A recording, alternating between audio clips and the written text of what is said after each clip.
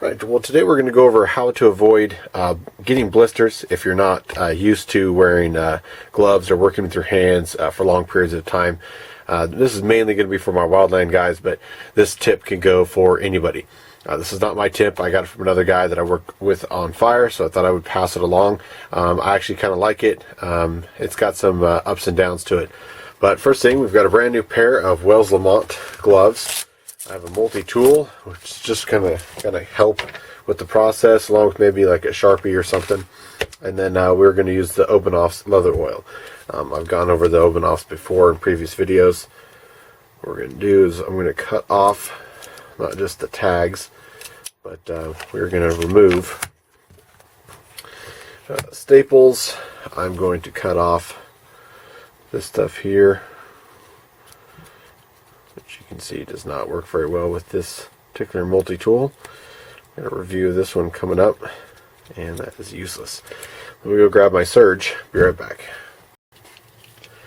Alright, we're back with our Leatherman surge. What we're going to do is cut that as close to possible. Get rid of these little hang-ups here.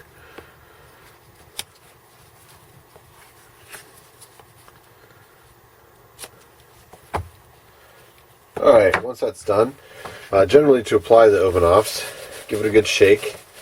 Then I'll just put the gloves on. Got the little dauber with the liquid, and just start rubbing it on. And I'll put the other glove on and help rub it in with both gloves. We'll get that done and I'll be back.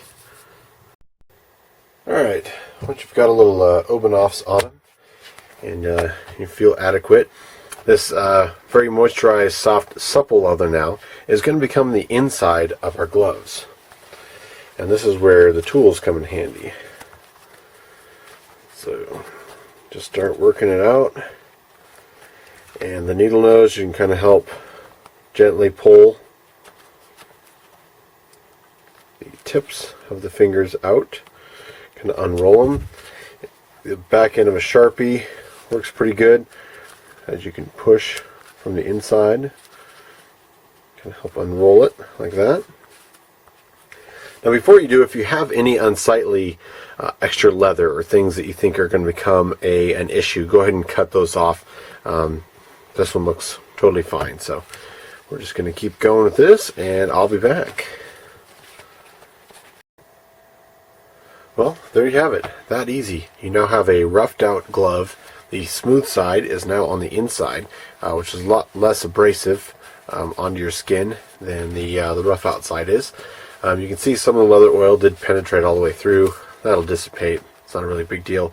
I wouldn't go so far to make sure that it penetrates. Remember that these in the end are just work gloves. They are just, a temporary device. They are consumable, and you're going to wear through them.